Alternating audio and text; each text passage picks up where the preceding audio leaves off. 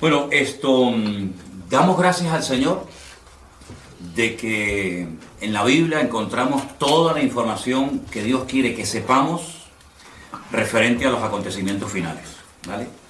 Yo tengo encima de la mesa, me gustaría que me fueran, por ejemplo, pásame. Esta Biblia que yo tengo aquí, es una Biblia muy poco conocida, que se conoce como la Biblia de la profecía. Es una Biblia que es igual que todas las Biblias del mundo, evidentemente, pero es una Biblia que tiene estudios sobre temas proféticos y tiene muchísimos esquemas, muchísimas fotografías, muchísimos estudios, libro por libro, de todas y cada una de las profecías que aparecen en la Biblia. Aparece el porcentaje de cada profecía, del material profético en cada libro, las profecías más importantes. Si en algún momento quieren seguir profundizando en este tema de las profecías, pues les recomiendo esta Biblia. Es muy poco conocida, yo no sé ni cómo la conseguí, pero es una Biblia que está muy bien para estudiar todo el tema profético.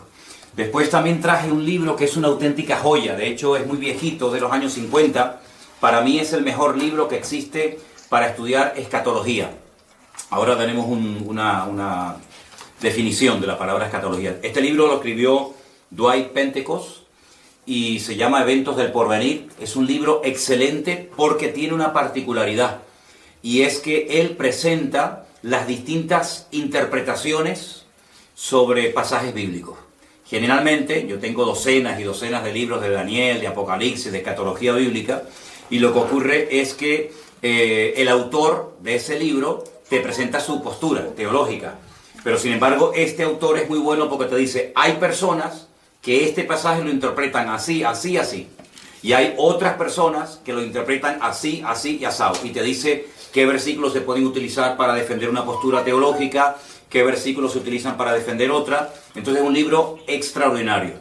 Yo me imagino que se puede conseguir este libro en el día de hoy, pero es el mejor. Sinceramente, de todos los que yo tengo, es el mejor. Luego yo les voy a recomendar, esto es un material, sí, no te preocupes. Después, con el paso del tiempo, sería bueno que ustedes se fueran haciendo con algo de material para tener en casa, ¿no? Para que ustedes sean autodidactas y puedan estudiar la Biblia por sí solos. Yo les voy a recomendar 2 diccionarios. Este es uno de ellos, Nuevo Diccionario Bíblico Ilustrado. Es un diccionario bíblico muy bueno, que además contiene muchas fotografías y muchos gráficos, muchísima información.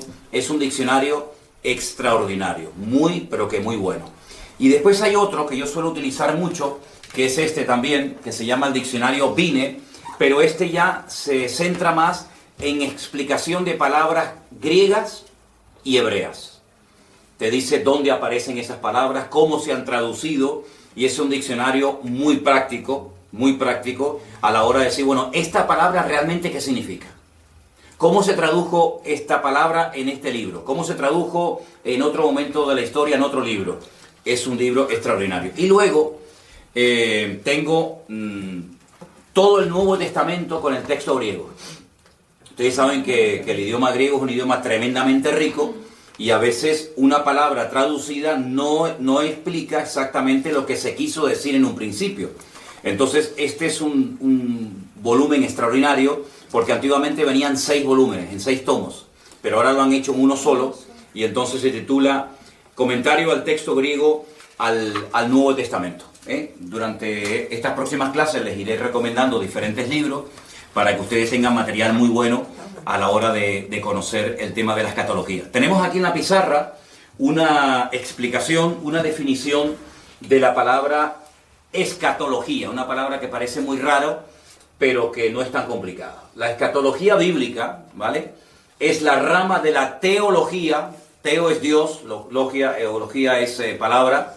Es la rama de la teología que trata de los acontecimientos finales. Escatos significa último, logos, palabra o estudio. Entonces es el estudio de las palabras que tienen que ver con los últimos tiempos. Yo sé que no es una palabra que se suele utilizar habitualmente en nuestro vocabulario de cada día, pero para que ustedes sepan que cuando hablamos de escatología no estamos hablando de nada raro, sino es la rama de la teología que estudia los acontecimientos finales. Hay parte de la teología que estudia la figura de Dios, hay parte de la teología que estudia la angelología, todo lo que tiene que ver con el mundo de los ángeles, los demonios y todo eso. Hay parte de la teología que tiene que ver con la salvación, etcétera, etcétera. Pero la parte de la teología que estudia los acontecimientos finales se llama escatología. En este caso, escatología bíblica. ¿De acuerdo? Entonces, es muy, muy importante que nos demos cuenta de un principio que funciona a la perfección. Y es que la Biblia se interpreta a sí misma. Esa es una regla de oro que hay que tener siempre presente. Lo que usted a lo mejor está leyendo en Daniel y no entiende, te vas a lo mejor al Apocalipsis y no entiende, o viceversa. Vamos a hacer una prueba antes de entrar ya en materia, para explicar un par de capítulos muy fundamentales y necesarios de entender para poder entender el resto del tema de la escatología, para que ustedes se den cuenta lo importante que es entender otras cosas del libro de Daniel para poder interpretar adecuadamente el libro del Apocalipsis. Vamos a hacer un ejemplo.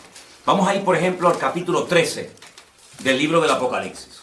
El último libro de la Biblia, concretamente en el capítulo 13, los primeros versículos, vamos a leerlos para los hermanos que nos están escuchando.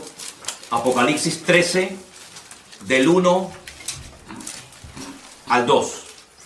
Y se van a dar cuenta que si ustedes no tienen una base bíblica para poder interpretar estos textos, ustedes no van a entender absolutamente nada, que es lo que les suele pasar a mucha gente, que cuando se quieren meter a estudiar escatología bíblica, como no tienen una base, el libro de Apocalipsis les aburre y entonces lo dejan para más adelante porque no entienden nada.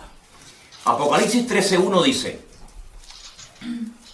me paré sobre la arena del mar y vi subir del mar una bestia. Fíjense el dato que nos da aquí. Tenía 7 cabezas y 10 cuernos. Y en sus cuernos 10 diademas. Y sobre sus cabezas un nombre blasfemo. La bestia que vi era semejante a un leopardo. Sus pies como de oso.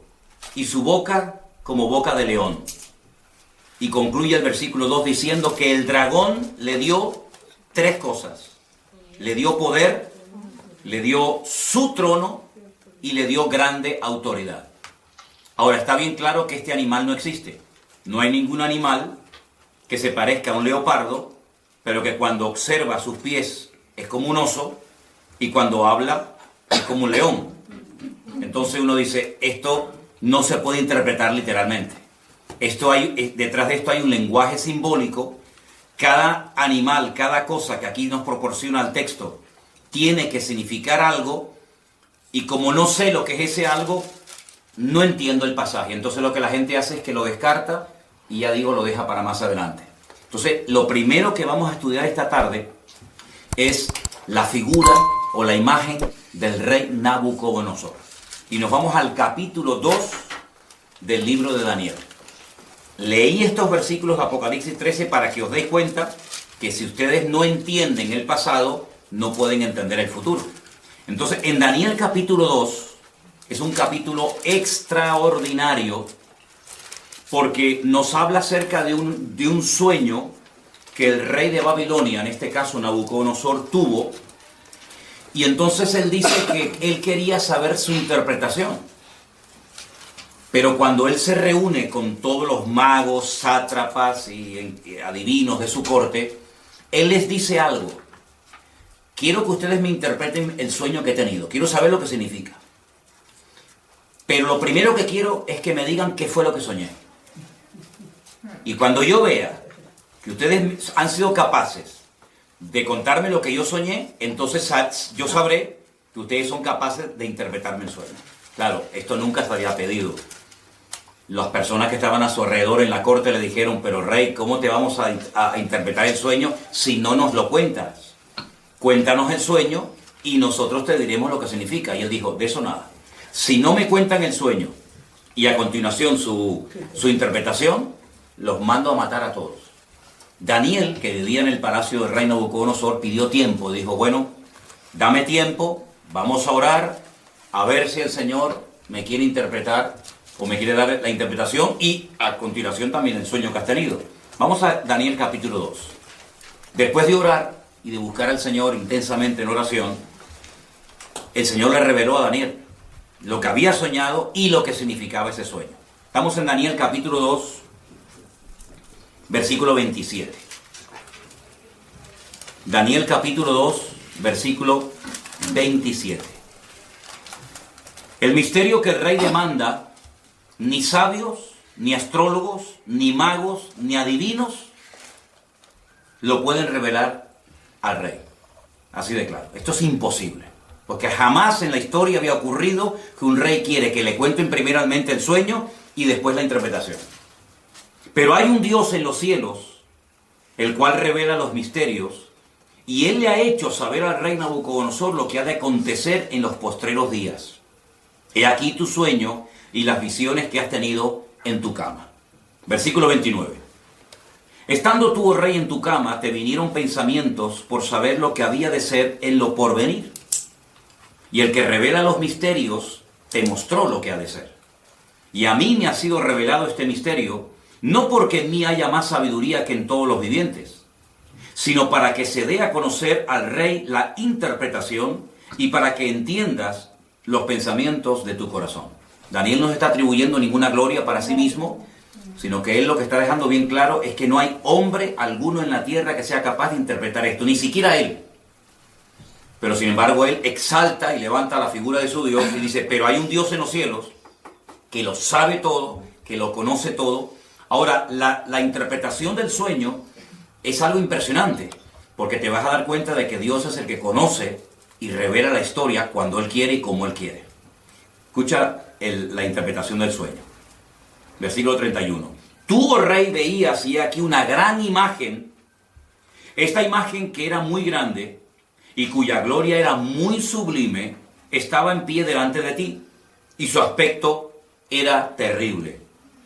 La cabeza de esta imagen era de oro fino, solo la cabeza, su pecho y sus brazos de plata, su vientre y sus muslos de bronce, sus piernas de hierro, sus pies en parte de hierro y en parte de barro cocido.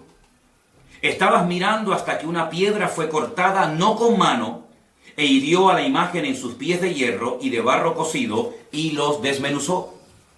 Entonces fueron desmenuzados también el hierro, el barro cocido, el bronce, la plata y el oro, y fueron como tamo de las eras de verano. Y se los llevó el viento sin que de ellos quedara rastro alguno. Mas la piedra que hirió a la imagen fue hecha un gran monte que llenó toda la tierra. Este es el sueño. También la interpretación de él diremos en presencia del rey. Versículo 37. Tú, oh rey, eres rey de reyes, porque el Dios del cielo te ha dado reino, poder, fuerza y majestad. Y donde quiera que habitan hijos de hombres, bestias del campo y aves del cielo, Él lo ha entregado en tu mano, y Él te ha dado el dominio sobre todo. Tú eres aquella cabeza de oro. Ya está revelando la interpretación del sueño. Después de ti se levantará otro reino inferior al tuyo, y luego un tercer reino de bronce, el cual dominará sobre toda la tierra.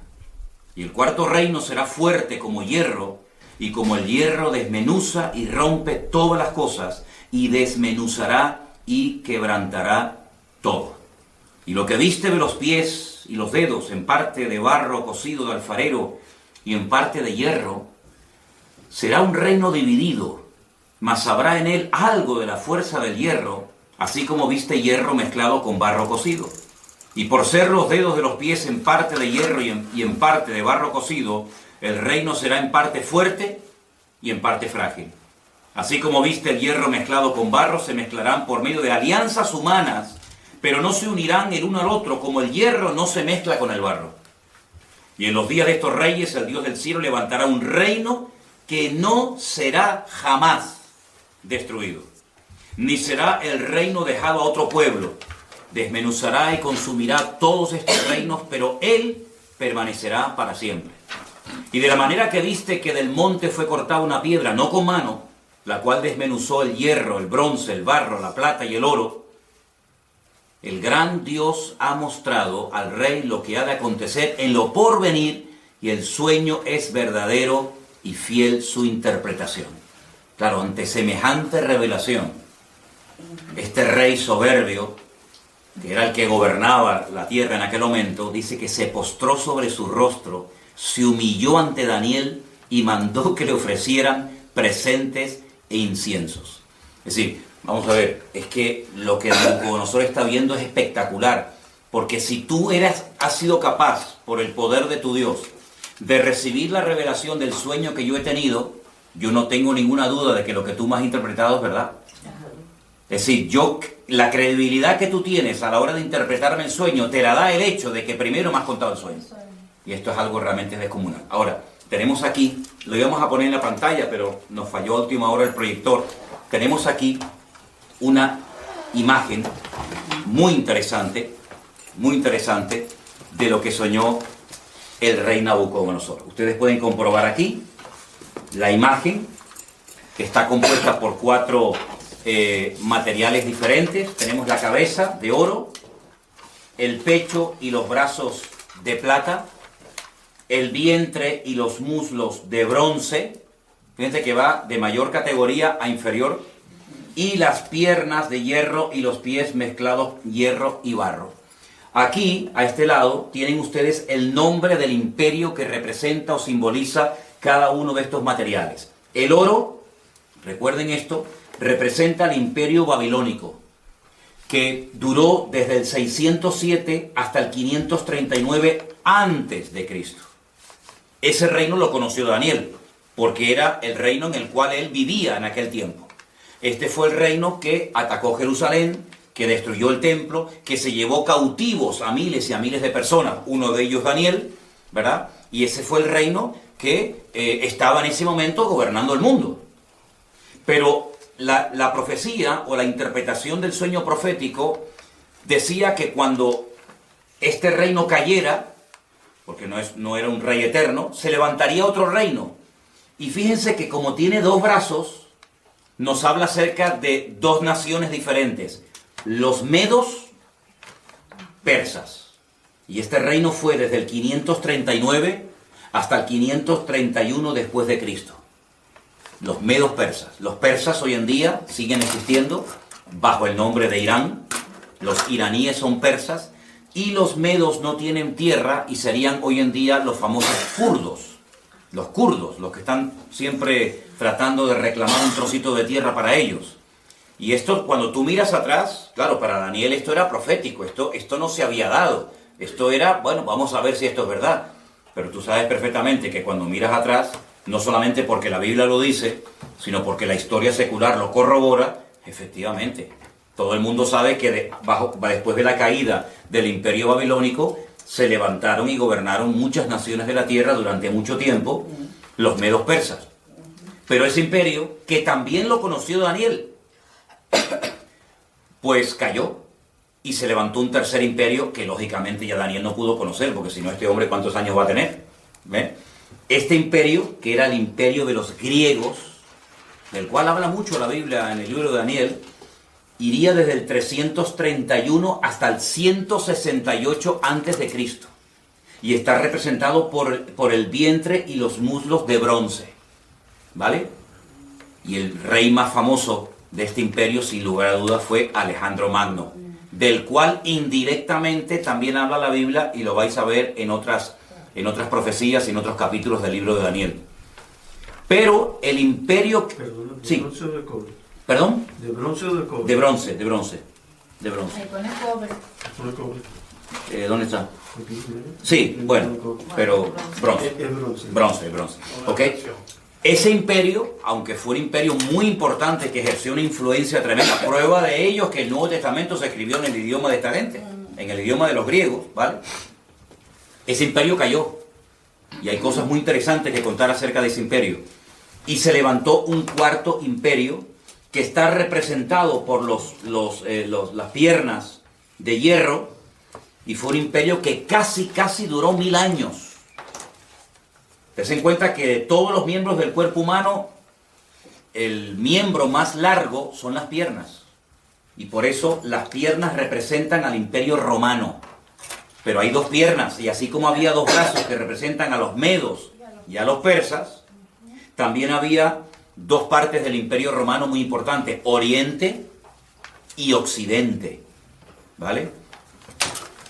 La capital del Imperio Romano en Oriente, ¿cuál era? Constantinopla. Y la capital del Imperio Romano en Occidente era Roma, ¿vale? Este fue el imperio del Nuevo Testamento. Este es el imperio que conoció Cristo, que empezó en el 476 hasta el 900 y pico, después de Cristo. De todos los 4 imperios que aquí se menciona en la Biblia, que iban a aparecer a lo largo de la historia de la humanidad, el único que encontramos en el Nuevo Testamento es el imperio de los romanos. Estos 3 ya habían desaparecido en la época de Cristo. El babilónico, el medo-persa y el griego ya no existían, aunque lógicamente dejaron mucho de su influencia. Y bueno, todavía se pueden ver vestigios y ruinas y monumentos de estos imperios, pero que desaparecieron antes de Cristo.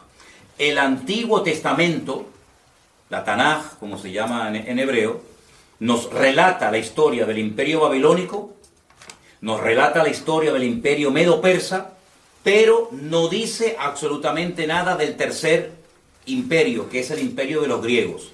No tenemos información en nuestras Biblias sobre el imperio griego. Pero en el Concilio de Trento, siglo XVI, ¿vale? Concilio de Trento, siglo XVI, la Iglesia Católica, a través del Papa de turno, decidió por su cuenta y libre albedrío, meterle 7 libros más al Antiguo Testamento. Y uno de esos libros, yo les recomiendo que lo lean. Se llama Primera de Macabeos y Segunda de Macabeos. Por eso si alguien te dice, oye, ¿por qué la Biblia de ustedes tiene 66 libros y la de los católicos tiene 72? ¿Es que ustedes le han quitado libros? No, es al revés. No es que nosotros le hayamos quitado libros, es que ustedes le han metido libros. Ustedes le han metido 7 libros más en el Concilio de Trento, siglo XVI. Esos libros, por ejemplo, se llaman Sabiduría, Judith, Tobías, Primera y Segunda de Macabeos. Y esos libros de Primera y Segunda de Macabeos son la historia, son la historia de la influencia del Imperio griego durante el tiempo que se dividió el Imperio griego. Cuando Alejandro Magno se muere, pues se divide en 4, que ya hablaremos en su momento acerca de eso, y entonces el Antiguo Testamento termina contándonos la historia de los medos persas, pero claro, si tú estás estudiando esta profecía, tú dices, bueno, pero ¿y entonces los griegos? Es que el Antiguo Testamento no termina contándote la historia de los griegos. Y cuando empiezas el Nuevo Testamento ya te encuentras a los romanos, Poncio Pilato, el César de Roma, etcétera, etcétera. Entonces tú dices, ¿qué pasó con el tercero? Bueno, tú sabes, o debes saber, que entre el Antiguo Testamento y el Nuevo Testamento hay 400 años de silencio, donde no se cuenta nada, ¿vale?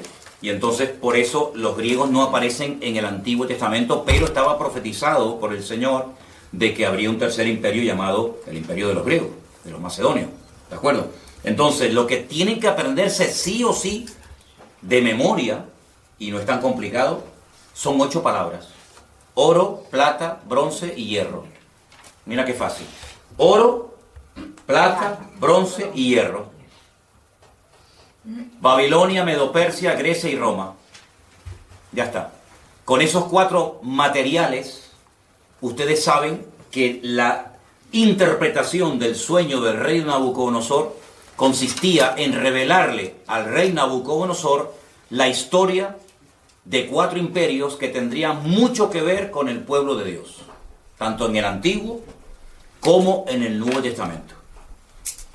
Podríamos contar cientos de cosas de cada uno de los imperios. Por ejemplo, este imperio, el babilónico, fue el que destruyó el primer templo, por ejemplo, ¿vale? Fue el segundo imperio, el de los medos persas, el que permitió la reconstrucción del segundo templo, por ejemplo, ¿verdad? Ahí está, en este segundo periodo, en este segundo templo, está la historia del famoso libro de Esther, donde está Asuero, donde está el rey Artajerjes, el rey Darío, ¿vale? El rey Ciro. Todo eso ocurre bajo el gobierno de los medos persas, el segundo imperio que hubo, ¿vale? Hay muchas cosas que se pueden contar acerca de cada uno de estos imperios. Fue el cuarto imperio el que, por así decirlo, inventó el sistema de muerte más despiadado y humillante del mundo, que es la crucifixión, y era el que estaba profetizado que emplearían con la figura de Cristo. Por eso el Mesías no podía haber nacido antes del Imperio Romano, porque prácticamente no existía la crucifixión, ¿vale? Fue el Imperio griego, con su cultura y su filosofía y su idioma tremendamente rico, el que utilizó el Señor para la traducción de la Biblia por primera vez. La primera vez que se tradujo la Biblia, el Antiguo Testamento, ¿vale? El Nuevo Testamento aún no estaba escrito, fue en el idioma griego. Y esa versión se conoce como la versión o la Biblia de la Septuaginta. Porque se llevaron a 70 intérpretes de la Biblia a la ciudad de Alejandría y allí se les pidió que tradujeran la Biblia. Y esa primera traducción se llamó la Biblia de la Septuaginta. ¿De acuerdo? Ahora bien, esta imagen fue un sueño que tuvo el rey Nabucodonosor. Ahora pueden entender ustedes la soberbia de este rey cuando le dice Daniel: tu reino es solamente la cabeza de oro. Pero cuando tu reino caiga, se levantará un segundo, un tercer y un cuarto imperio. Pero si ustedes siguen leyendo el libro de Daniel, se van a dar cuenta que en el capítulo 3, él manda a construir una imagen toda de oro, desde la cabeza hasta los pies, como diciendo: yo no reconozco, yo no acepto, por mucho que se haya humillado y por mucho que haya reconocido que el Dios de Daniel era el verdadero. Hay un momento en el que él reflexiona y dice: ¿cómo? ¿Que va a haber un segundo imperio, un tercero y un cuarto? De eso nada. Él manda a construir una estatua de oro. Les voy a leer unos versículos simplemente del capítulo 3. El rey Nabucodonosor, verso 1, hizo una estatua de oro cuya altura era 60 codos, su anchura era de 6 codos, la levantó en el campo de Dura, en la provincia de Babilonia. Un atentado contra la revelación divina, como diciendo: toda la estatua va a ser de oro porque mi reino va a durar eternamente y para siempre. Y ese fue el gran milagro de aquellos 3 jóvenes que dice la Biblia que no quisieron postrarse ante la imagen de oro y fueron arrojados dentro de un horno de fuego, y el Señor los salvó milagrosamente de la muerte. Y otra vez el rey Nabucodonosor cae de rodillas y reconoce que el Dios de estos chicos es el Dios verdadero. Pero bueno, vendrán otros momentos en los que demostrará su soberbia y su orgullo, porque a pesar de las cosas tremendas que está viendo, él sigue, como decimos aquí, R con su actitud, ¿no? De no querer reconocer las cosas. Entonces, queda claro la interpretación de este sueño, queda claro, ¿no? ¿Vale? Los 4 imperios ya forman parte de la historia, pero ¿qué es lo que ocurre?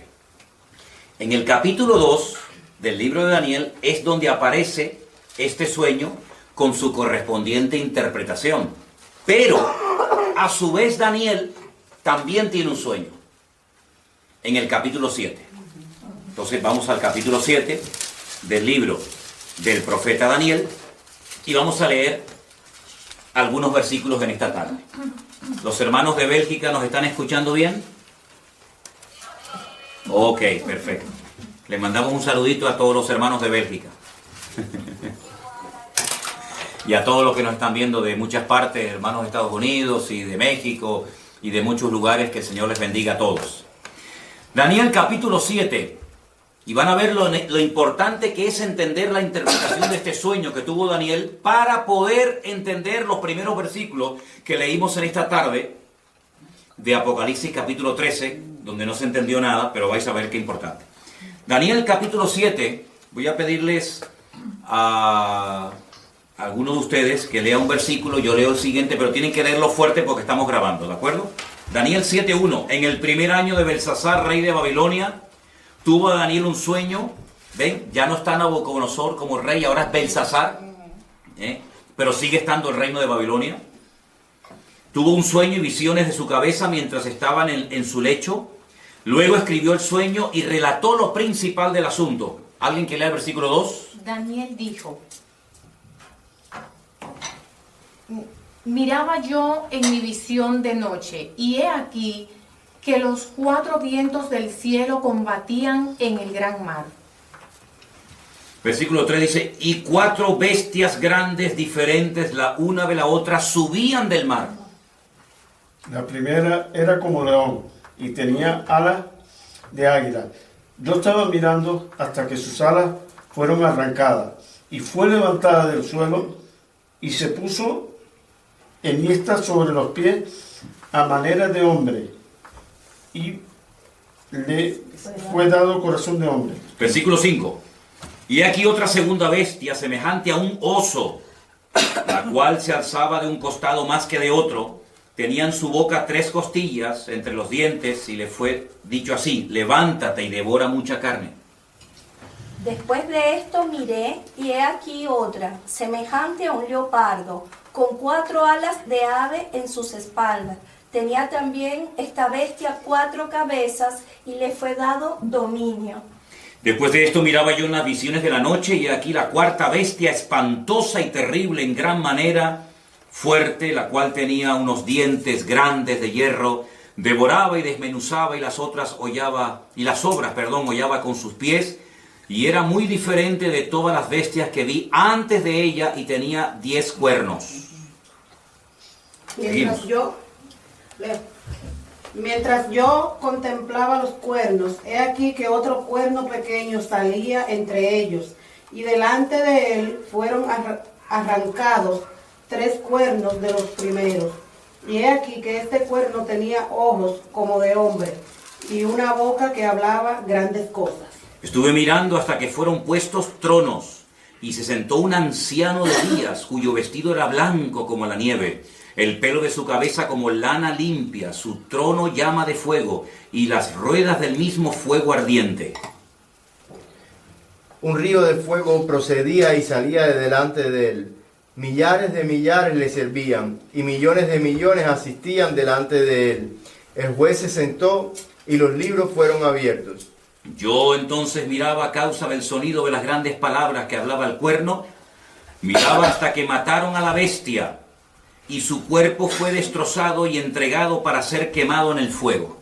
Había también quitado a las otras bestias su dominio, pero les había sido prolongada la vida hasta cierto tiempo. Estamos en el versículo 13. Ahora el 13. Miraba yo en la visión de la noche, y aquí con las nubes del cielo venía uno como hijo de hombre, que vino hasta el anciano de días, y le hicieron acercarse delante de él.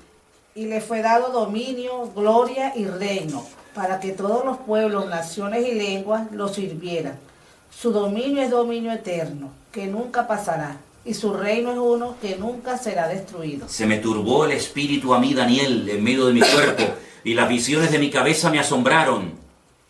Me acerqué a uno de los que asistía y le pregunté la verdad acerca de todo esto, y me habló y me hizo conocer la interpretación de las cosas. Escuchen, estas 4 grandes bestias son 4 reyes que se levantarán en la tierra. Primer dato interesante, verso 18. Después recibirán el reino los santos del Altísimo, y poseerán el reino hasta el siglo, eternamente y para siempre. Entonces tuve deseo de saber la verdad acerca de la 4ª bestia, que era tan diferente de todas las otras. Espantosa en gran manera, tenía dientes de hierro, uñas de bronce, que devoraba y desmenuzaba, y las sobras hollaba con sus pies. Asimismo, acerca de los 10 cuernos que tenía en su cabeza, y del otro que le había salido, delante del cual habían caído 3, y este mismo cuerno tenía ojos y boca que hablaba grandes cosas, y parecía más grande que sus compañeros. Y veía yo que este cuerno hacía guerra contra los santos y los vencía. Hasta que el anciano vino y se hizo justicia a los santos del Altísimo. Y llegó el tiempo y los santos recibieron el reino. Podríamos seguir leyendo todo el resto del capítulo, que no tiene desperdicio, y creo que es bueno que lo leamos, porque lo que más le llamó la atención a Daniel fue la 4ª bestia, sobre todo, ¿no? Dice que la 4ª bestia será un 4º reino en la tierra, el cual será diferente de todos los otros reinos, y a toda la tierra devorará, trillará y desmenuzará.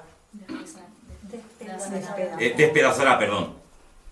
Y los 10 cuernos significan que de aquel reino se levantarán 10 reyes, y tras ellos se levantará otro, el cual será diferente de los primeros, y 3 reyes derribará. Y hablará palabras contra el Altísimo, y a los santos del Altísimo quebrantará, y pensará en cambiar los tiempos y la ley, y serán entregados en su mano hasta tiempo, tiempos y medio tiempo.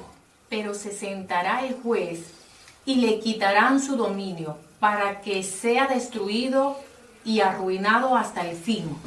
Y que el reino y el dominio y la majestad de los reinos debajo de todo el cielo sea dado al pueblo de los santos del Altísimo, cuyo reino es reino eterno, y todos los dominios le servirán y le obedecerán. Aquí fue el fin de sus palabras. En cuanto a mí, Daniel, mis pensamientos me turbaron y mi rostro se demudó, pero guardé el asunto en mi corazón. Tremendo las visiones y los sueños que esta gente tenía, ¿verdad? Ya el primer sueño del rey Nabucodonosor quedó interpretado. Ahora vamos a interpretar, vamos a decir qué es lo que significan estas 4 bestias que ustedes tienen aquí en la imagen. No sé si se verán bien, porque depende de donde estén sentados, se ve mejor o peor. Primer animal que vio Daniel, un león con alas. Un león con alas. Segundo animal que ve, un oso con 3 costillas en la boca y dice que está apoyado sobre una pierna más que de otro. Luego, ahí hay una falta de estabilidad tremenda. Tercer animal que ve, un leopardo con 4 cabezas. Y la cuarta bestia que ve, una cabeza, 10 cuernos, terrible, espantosa, destructiva, sin piedad, sin misericordia, y fue algo que le espantó tanto a Daniel que él más que nada quería saber qué significaba, qué representaba la cuarta bestia. Ahora, la interpretación de qué representan estos animales es exactamente la misma que la interpretación del capítulo 2 de Daniel. La cabeza de oro representa o representaba a Babilonia, ¿sí o no? Sí. Al lado de la cabeza pongan el león con alas, representa también a Babilonia. Es lo mismo. Lo que pasa que Daniel, como siervo de Dios, ve la ferocidad de los reinos, mientras que, digamos que Nabucodonosor, como rey, lo que ve es la grandeza de los reinos, el oro, la plata, etcétera, etcétera, ¿no? Lo rápido que atacaba ese imperio está representado por las alas del león, ¿verdad? El oso representa a los medos persas, exactamente igual. Uno de los dos era más fuerte que el otro. Los persas eran más fuertes que los medos. Y por eso está apoyado sobre una pata más que de otra. Las 3 costillas que lleva en la boca representan 3 naciones, que le voy a decir qué naciones representan. Tengo aquí otra Biblia. Apunten que esas 3 costillas en la boca representan a Babilonia, Lidia y Egipto. Babilonia, Lidia y Egipto. Lidia. Lidia. Hay un lugar que se llama Lidia, no Lidia. Egipto. Y Egipto.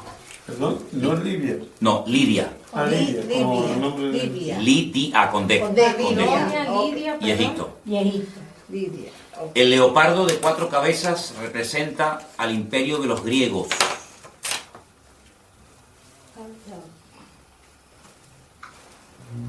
El imperio de los griegos. Tengo que ponerle aquí al móvil batería, porque si no, no me voy a quedar sin batería. Un dato que les quiero dar, y apúntelo porque es muy importante tener en cuenta a la hora de querer interpretar correctamente la profecía. Las cabezas son imperios y los cuernos son naciones. Eso es un dato muy importante que tienen que tener en cuenta si quieren interpretar lo que es el tema profético. Las cabezas siempre son reinos y los cuernos, naciones. Naciones o pueblos. ¿Vale? ¿Ok? Y la cuarta bestia representa a Roma, el imperio romano. La de los 10 cuernos. 10 cuernos, pero una cabeza. Una cabeza. Esa misma bestia la van a ver en el Apocalipsis con los 10 cuernos, pero con 7 cabezas, en vez de con una. ¿Vale? Ya explicaremos por qué. Representa a Roma. A Roma. Pero no se olviden que la Biblia dice que de esa bestia, o de ese territorio que ocupó esa bestia de Roma, saldrán 10 cuernos, 10 naciones. Y de esas 10 cuernos sale uno, que es lo que llaman el cuerno pequeño, que hablaba blasfemias contra los santos del Altísimo, que le hacía guerra a los santos del Altísimo y los vencía. Ahora, en ese momento, los santos del Altísimo no eran los cristianos. La iglesia ni existía. La iglesia ni había nacido. Estamos cientos de años antes de Cristo, ¿vale? Por lo tanto, está haciendo una referencia directa a los ataques que recibirían los santos en aquel momento, que era el pueblo de Israel, ¿vale? Para saber ubicar cada cosa en su sitio. Entonces tenemos que el oro y el león con alas es Babilonia. Es lo mismo, pero visto desde 2 puntos de vista diferentes. Uno como estadista, que es lo que era el rey Nabucodonosor, otro como profeta. El leopardo, perdón, el oso es medo-persa, exactamente igual que la plata del pecho y lo de los brazos. El bronce, que representa a los griegos, está representado por el leopardo de 4 cabezas. ¿Por qué? Porque cuando muere Alejandro Magno, su imperio se divide en 4. Apunten estos 4 nombres, son un nombre un poquito raro, pero es bueno que los anoten. Lisimaco, Seleuco, Ptolomeo y Casandro. Lisimaco, repito, sí, voy despacio, perdón. Lisimaco, me hacen así los hermanos, me hacen así. Lisimaco, Seleuco, Ptolomeo y Casandro. ¿Eso qué era? Eso eran los 4 generales que se repartieron el territorio que le perteneció a Alejandro Magno, que muere a la edad de 30 años cuando él intenta reconstruir la ciudad de Babilonia. ¿Ok? ¿Puedes repetir el tercero? A ver. Ptolomeo. Ptolomeo, Casandro, Seleuco, No, Silimaco. Silimaco, sí, pero Ptolomeo, Casandro, Seleuco y Lisimaco. Recuerden ese nombre Seleuco, porque ustedes van a oír mucho del imperio griego, que tiene que ver mucho con Israel, de los famosos seleucidas. Los seleucidas, cuando ustedes vayan a leer en la Biblia católica esos libros de historia de Israel que le añadieron, como dije antes, en el siglo XVI, Concilio de Trento, al Antiguo Testamento, ustedes van a encontrar un personaje terrible, llamado Antíoco Epifanes. Ese era un seleucida, porque el imperio romano se dividió en 4 y la parte que a él le correspondió era la parte que conocemos hoy en día como Israel. Y este es el que coge un cerdo y lo sacrifica en el altar en el templo de Jerusalén. Porque podríamos hablar mucho, largo y tendido, acerca de las estrategias de estos 4 imperios. Por ejemplo, el primero destruyó el templo. Él no quería que hubiera ningún templo más que el de ellos. Pero el segundo imperio manda a construir el templo. El tercer imperio no lo destruye, pero lo profana. Y el cuarto imperio lo vuelve a destruir. Entonces son las distintas estrategias de Satanás a lo largo de la historia, de cómo él ataca al pueblo de Dios. Uno lo destruye, a otro intenta que se asimilen a la cultura de los griegos. De hecho, el templo en la época de los griegos se había convertido en una especie de gimnasio, donde tenían sus ídolos y sus estatuas. ¿Se dan cuenta? Entonces todo esto es muy interesante que lo sepa. Y la cuarta bestia es nada más y nada menos que Roma, ¿sí? Vamos a ponerles aquí a los hermanos para que sigan viendo el estudio, ¿ok? De acuerdo. Les voy a poner aquí una imagen. Aquí tienen ustedes, por ejemplo, ¿ves? Al oso, ¿veis? El oso con las 3 costillas en la boca representa a los medos persas, ¿sí? Vamos a ver si puedo ponerles otras imágenes, porque a veces, como dice el refrán, una imagen vale más que 1000 palabras, ¿no? Tenemos, por ejemplo, miren esta imagen de este... Aquí tenemos el león. El león con las alas. ¿Quién era el león con las alas? Babilonia. Ahí lo tenemos. Bueno, en algunos lugares, aquí en Santa Cruz, hay edificios que en lo alto tienen un león con alas. De hecho, hay una compañía de seguros. Hay una compañía de seguros que su símbolo es el león con alas. Y hay edificios de los antiguos masones en Santa Cruz de Tenerife que aparecen en las fachadas y en las azoteas leones con alas, porque se identifican con el imperio de Babilonia. La palabra Babilonia viene de Babel, que significa confusión. Esa famosa torre de Babel, allí se estaba construyendo. ¿Y cuál era la capital en aquel tiempo de esta gente? Pues era Nínive, a donde quería mandar el Señor a su siervo, el profeta Jonás, ¿no? Entonces, vamos a ir otra vez a Apocalipsis capítulo 13 y vamos a cambiar las palabras que aparecen ahí por los nombres de los imperios. Y vas a ver cómo lo vas a entender ahora perfectamente. Al principio, Apocalipsis 13, 1 y 2, lo leímos y nadie entendió nada. Ahora vas a ver que lo vas a entender perfectamente con esta pequeña explicación que te he dado. ¿Alguien que me lea los 2 primeros versículos, por favor? Me paré sobre la arena del mar y vi subir del mar una bestia que tenía 7 cabezas y 10 cuernos, y en sus cuernos 10 diademas y sobre sus cabezas un nombre blasfemo. Ok, ahora vamos a sustituir el nombre de los animales por los imperios que representan. Vuélvelo a leer otra vez, por favor. Ustedes allí en Bélgica y los hermanos que nos ven por ahí, inténtenlo hacer en casa, pero cambiando el nombre del animal y sustituyéndolo por el imperio que representa o simboliza. Ok, otra vez. Me paré sobre la arena del mar y vi subir del mar una bestia. En otro versículo que ya les daré, el mar representa las naciones. ¿Vale? Tenía 7 cabezas, 10 cuernos. En sus cuernos 10 diademas, sobre sus cabezas un nombre blasfemo. Y la bestia que vi era semejante a... Un leopardo. ¿Y quién es el leopardo? El imperio griego. Griego. Al tercero.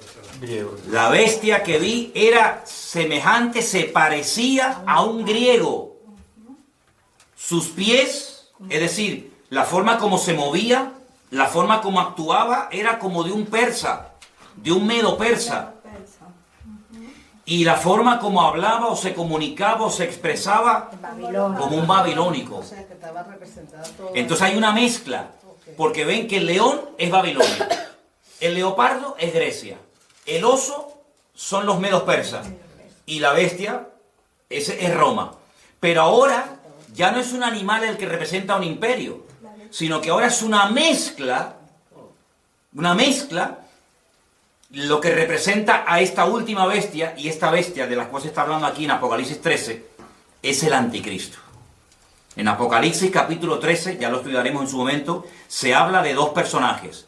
Una bestia, que es el anticristo, y otra bestia, que es el falso profeta. Otro personaje completamente diferente. Digamos que el anticristo va por la línea política, es el político de turno, el que gobierna, y el falso profeta es el que se encarga, digamos, de lo religioso, de lo espiritual, por decirlo de alguna manera.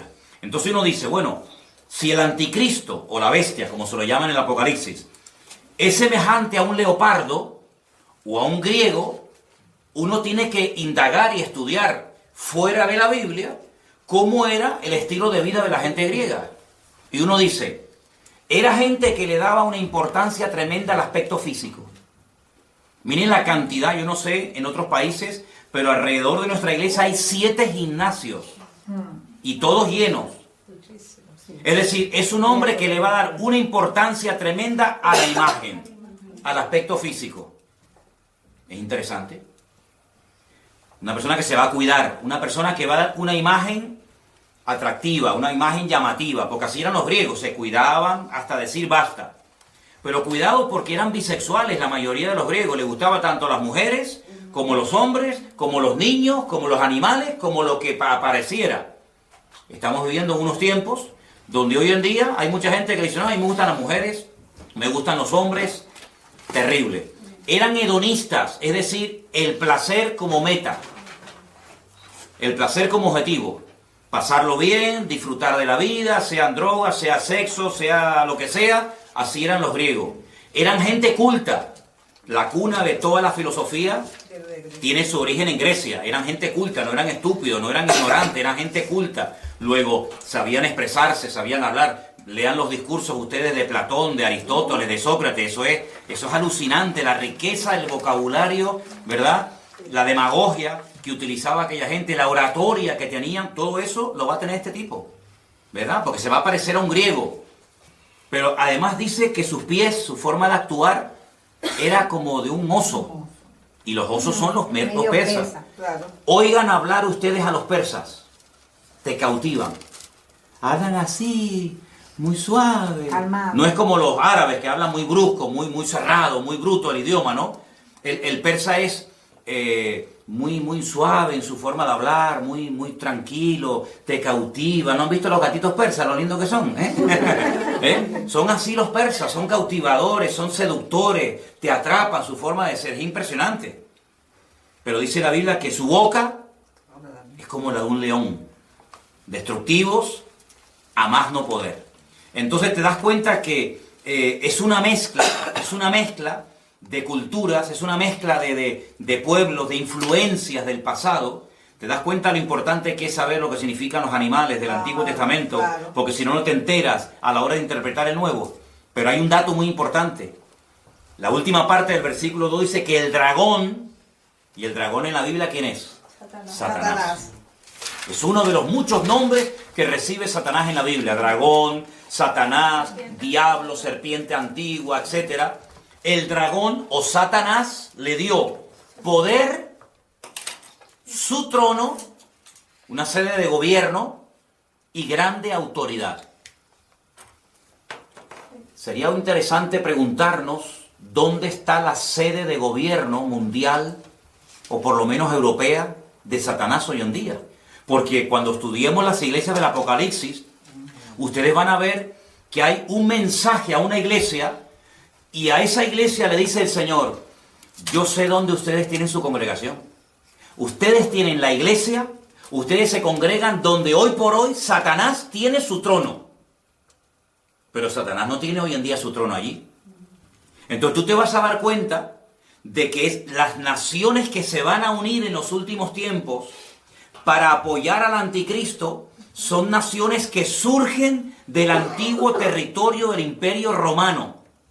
Y entonces uno tiene que estudiar la historia y preguntarse, ¿y los romanos qué parte del mundo conquistaron? ¿América? No. ¿Oceanía? Tampoco. Los romanos conquistaron toda Europa, todo el norte de África y Oriente Medio. Por eso ven dos piernas, porque una pierna representa un continente y la otra pierna representa la otra parte. África y Occidente. Qué curioso que el único continente del mundo que se ha unido militarmente, económicamente, políticamente, etcétera, ¿cuál ha sido? Europa. Europa hace años se enfrentó en una guerra donde murieron 65 millones de personas, donde franceses, alemanes, ingleses, austríacos, polacos, todos se odiaban. Sin embargo, hoy en día son amigos y se sientan todos a comer en la misma mesa. Hubo una primera guerra mundial donde murieron millones de personas. Es decir, el único continente donde se han llevado a cabo 2 guerras mundiales ha sido Europa. Y sin embargo, hoy en día se han unido y hay una sede de gobierno hoy por hoy en Europa que está desde donde nos están viendo ahora mismo nuestros hermanos de Bélgica, allí en Bruselas, desde donde está la sede de gobierno europeo, y lo que se aprueba ahí afecta para bien o para mal al resto de Europa. De hecho, los españoles, los franceses, los alemanes, etcétera, tienen sus eurodiputados, sus representantes en ese lugar donde se dictan leyes de todo tipo. Entonces se dan cuenta de que lo que antes era un sueño o algo imposible, que incluso tuviéramos una moneda en común, los alemanes, los franceses, los italianos, los belgas, los portugueses, los griegos, etcétera, hoy en día es una realidad, ¿verdad? El euro, Europa, hasta nuestro nombre, hasta el nombre de nuestro continente tiene nombre de mitología griega. Estudien, vean, yo no lo voy a decir, pero estudien ustedes, indaguen quién fue Europa. ¿Quién fue Europa? ¿De dónde viene el nombre Europa? Era parte de la mitología de la historia griega. Entonces se dan cuenta que el imperio griego ha caído, pero la influencia griega sigue estando hoy en día, vamos, entre nosotros de una forma tremenda, tremenda. Entonces, por una parte uno ve gente muy culta, pero por otra parte ve a esa gente tan culta que son después unos auténticos salvajes y unos auténticos liberales, porque va a haber una mezcla de cultura, de salvajismo, de religiosidad, de espiritualidad. Ah, y una cosa, los griegos eran muy religiosos. No se olviden ustedes que cuando el apóstol Pablo fue a Grecia, al Areópago, dice que caminó por la mañana y luego por la tarde lo invitaron a compartir la palabra y dijo, hermanos o amigos, veo que ustedes sois gente muy religiosa, porque tenéis dioses para todo. Incluso observé que tenéis un altar donde hay abajo, al pie del altar, una inscripción que dicen, al Dios no conocido. Por si acaso se nos queda alguno por no adorar, también lo adoramos. Y Pablo, aprovechando esa coyuntura, dijo, yo vengo a hablar de ese Dios que ustedes ignoran, y comenzó a predicarles la palabra, ¿no? Entonces, vamos a estudiar en estas clases, paso a paso, cómo poder interpretar los capítulos del libro del Apocalipsis, pero antes de meternos a estudiar en profundidad los capítulos y los personajes, tenemos que tener las herramientas para interpretar. Ya sabemos interpretar los materiales. Si yo les digo la plata, los medos persas. El oro, Babilonia. El leopardo de 4 cabezas, que representa la división del imperio griego cuando muere Alejandro Magno, los 4 generales, ya sabemos quiénes son, los griegos. La bestia con una cabeza y 10 cuernos, los romanos. El león con alas, los babilónicos. Bueno, ahora nos quedan los caballos que cambian de color en el libro de Apocalipsis, y también nos queda no solamente el tema de los caballos, sino también el lenguaje simbólico que se emplea cuando se habla de algunos imperios en particular, como por ejemplo el macho cabrío y el carnero. Eso lo vamos a ver la próxima semana, cómo hay una batalla entre el macho cabrío y el carnero, cómo se enfrentan el uno al otro, cómo hay un cuerno que le crece de una forma enorme, de una forma desproporcional. Todo eso lo vamos a ir viendo, porque el libro del Apocalipsis está escrito en un lenguaje simbólico y hay que dominarlo. Pero luego una cosa que yo creo que es fundamental es, después, con toda esta información, saber poner cada pieza en su lugar. Es decir, todo el mundo ha oído hablar algo del anticristo, de la marca de la bestia, del falso profeta, de Armagedón, ¿vale? Ahora, con todas esas piezas, ¿dónde va cada una? ¿Qué es primero? ¿Los sellos, las copas, las trompetas, el caballo negro, el caballo blanco, el amarillo? ¿Qué va primero? ¿La marca de la bestia o el arrebatamiento de la iglesia? ¿Qué va segundo? ¿La gran tribulación? Todo eso hay que saber ponerlo en su sitio, y la próxima semana, Dios mediante, vamos a poner aquí en la pizarra, vamos a hacer por orden los acontecimientos. Vamos a dar algunos versículos, como mínimo 3 por cada acontecimiento, para que ustedes puedan demostrar, yo creo en esto, por esto, porque lo dice la Biblia, y aprendernos el orden y explicar cada uno de esos acontecimientos, ¿de acuerdo? Entonces, yo quiero darles lugar ahora para que si hay alguna pregunta de lo que yo he explicado esta tarde, que es básico y elemental para poder profundizar en otros textos de la Biblia, cualquier pregunta que tengan, la hagan ahora, que quede grabada, que también quede grabada la respuesta, y así de esa manera, pues, si algo no ha quedado lo suficientemente claro, que lo pregunten ahora, ¿de acuerdo? A ver, ¿alguien tiene alguna pregunta sobre el material que hemos dado en esta tarde, por favor, con toda libertad, la pueden hacer ahora, ¿sí? Pastor, los 4 generales que cuando Alejandro Magno, que se separaron, ellos también, por supuesto, ellos formaron parte de lo que es ahorita Europa. Entonces, ¿cuáles fueron los sitios donde ellos se establecieron? Muy buena pregunta. Los 4 generales que se encargaron de administrar el territorio que había sido previamente conquistado por Alejandro Magno, se repartieron diferentes zonas. Unas zonas tocaba Europa. Yo lo voy a decir exactamente el próximo día, ¿sí? Otros tomaron territorios de África. Otros territorios tomaron, por ejemplo, lo que sería Palestina y Siria y Jordania. Entonces, eso es muy importante porque de uno de esos cuatro viene el anticristo. Y eso es muy importante porque nosotros tenemos que saber el anticristo, qué características como humano tiene. Yo sé que hay películas en Hollywood donde aparece Satanás teniendo relaciones sexuales con una mujer y nace el anticristo. Esas son películas. El anticristo tiene padre y tiene madre.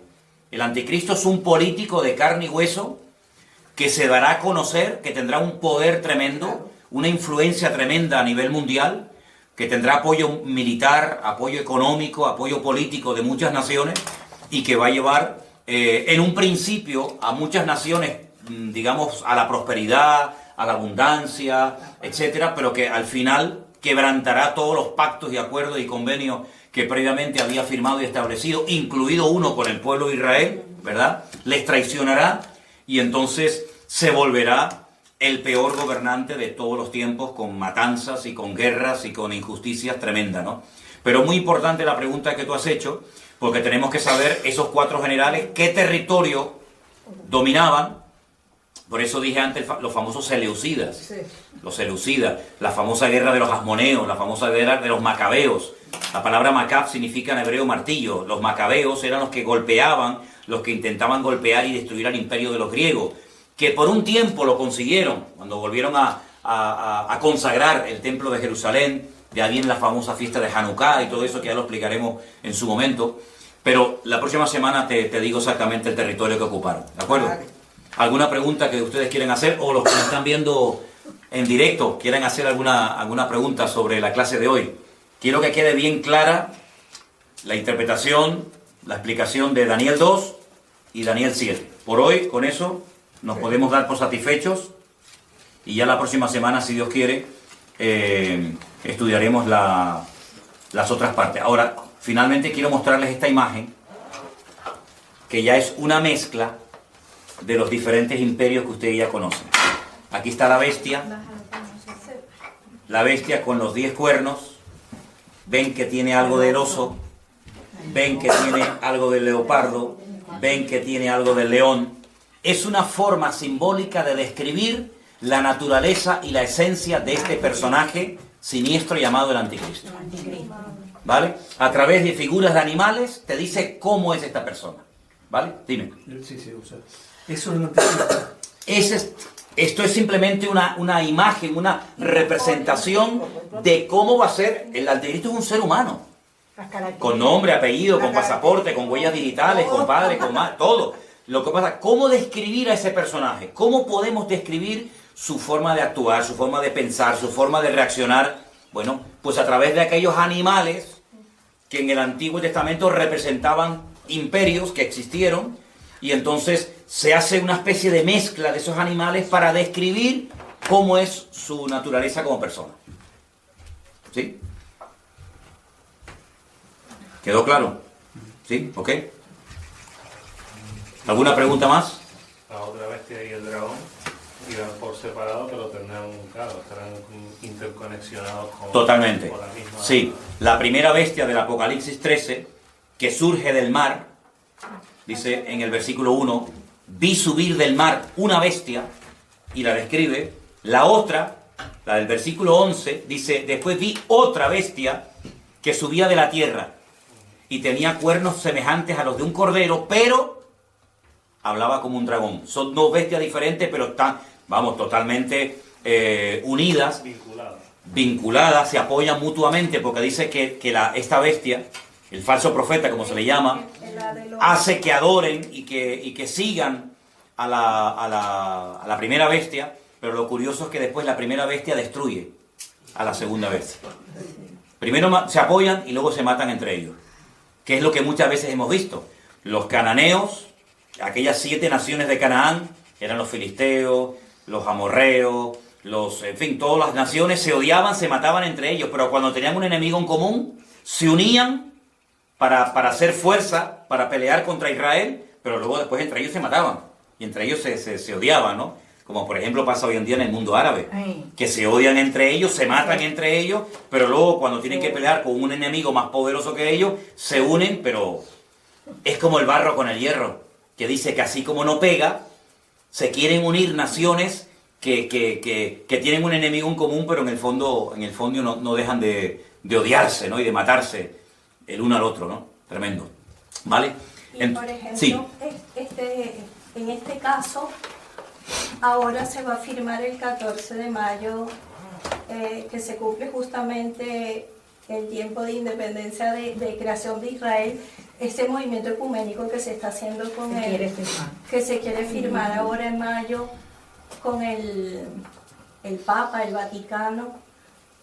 ¿No sería simbólicamente la representación así de este falso profeta? Bueno, vamos a ver en la Biblia qué nos dice la Biblia acerca del falso profeta.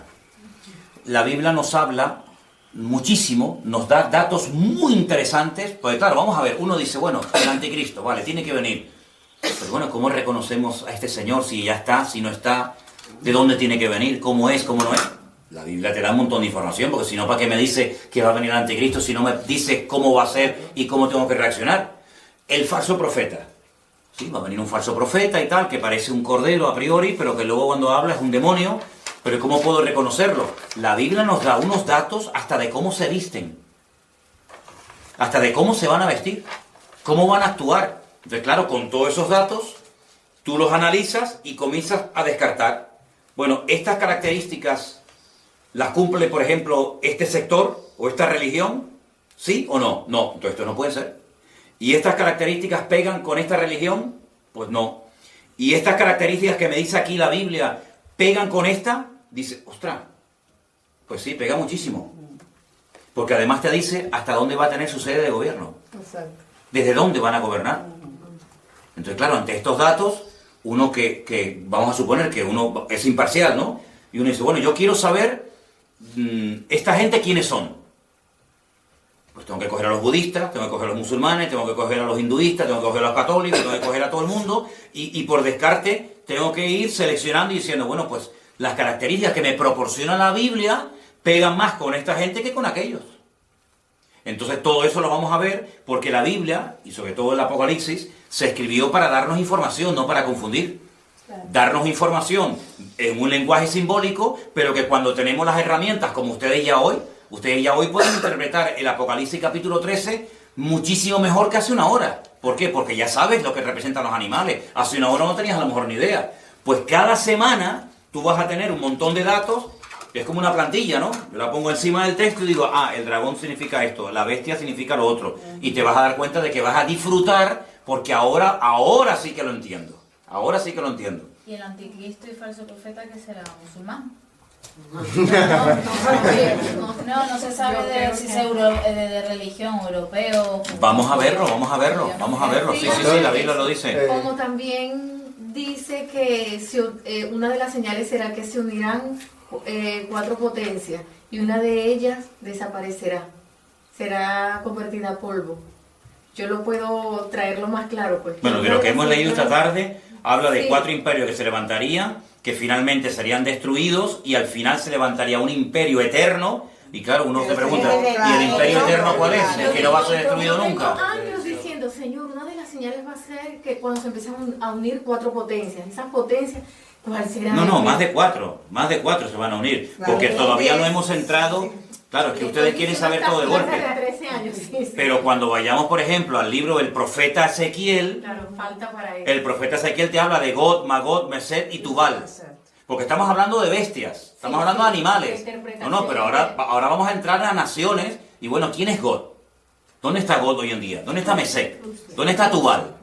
Entonces uno tiene que decir, bueno, esas naciones antaño tenían un nombre, pero hoy en día siguen siendo las mismas con otros nombres. Hay naciones que se siguen llamando hoy en día exactamente igual que como se llamaban en la Biblia. Por ejemplo, Siria. Chipre. Siria siempre se ha llamado Siria, siempre. Egipto siempre se ha llamado Egipto. Pero hay naciones que existen hoy en día con otro nombre, pero que uno tiene que conocer como...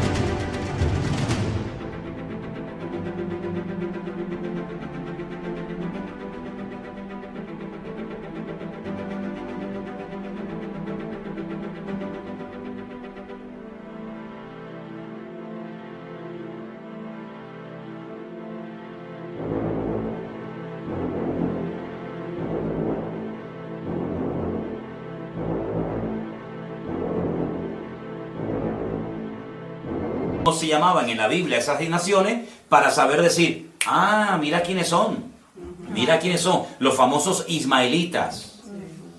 Hoy en día nadie se llama ismaelitas, pero son 10 naciones. El Señor le dijo a Abraham, 10 naciones saldrán de tu hijo Isaac, perdón, de tu hijo Ismael.